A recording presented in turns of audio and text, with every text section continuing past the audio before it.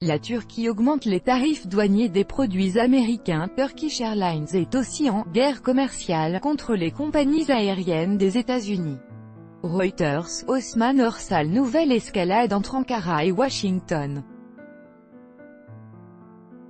Après le boycott des appareils électroniques américains, le président Recep Erdogan annonce de nouvelles mesures touchant les importations américaines. Une décision qui risque d'inquiéter les marchés financiers. La Turquie contre-attaque encore. Ankara augmente fortement les tarifs douaniers de plusieurs produits américains. Les droits de douane sur les voitures s'élèvent désormais à 120%, à 140% sur les boissons alcoolisées et à 60% sur le tabac. Des hausses sont également prévues, pour d'autres produits, comme les cosmétiques, le riz ou bien encore le charbon. Les grandes entreprises turques suivent le mouvement. La compagnie aérienne Turkish Airlines et le groupe turc Telecom ont décidé de ne plus acheter d'espace publicitaire à des sociétés américaines. Ces mesures ont été prises par le président Erdogan en guise de représailles aux sanctions américaines. La semaine dernière, le président Trump avait annoncé le doublement des tarifs douaniers sur l'acier et l'aluminium turc. Ces tensions ont fait plonger la livre face au dollar. Depuis le début de l'année, la valeur de la monnaie turque a perdu plus de 40% face au billet vert et à l'euro.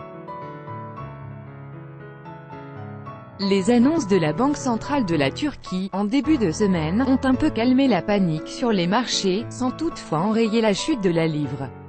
Des supporters du président turc, Recep Tayyip Erdogan, le 10 août 2018 à Istanbul. Reuters, Osman Orsal. Avis partagé parmi les citoyens turcs qui assistent impuissants à ce jeu de représailles et contre-représailles, les avis sont partagés. Assis devant son épicerie du centre d'Istanbul, Idriss dit soutenir sans réserve les sanctions qui visent les produits en provenance des États-Unis. En tant que citoyen de ce pays, nous devons faire bloc derrière le gouvernement, dit-il au micro de notre correspondante à Istanbul, Anand Loer. Hassan, un barbier, lui, souhaite l'apaisement. Cette histoire va nous coûter cher parce que nous importons énormément des États-Unis. Il faut être réaliste, les États-Unis sont une superpuissance, ce n'est pas dans notre intérêt de nous obstiner face à eux de cette façon.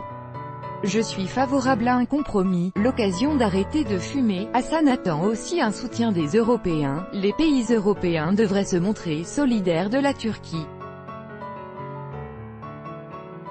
Il n'y a que notre union qui puisse pousser Trump à cesser ses guerres commerciales. Ali, son collègue, est inquiet à l'idée que ces cigarettes, de marque américaine, deviennent encore plus chères.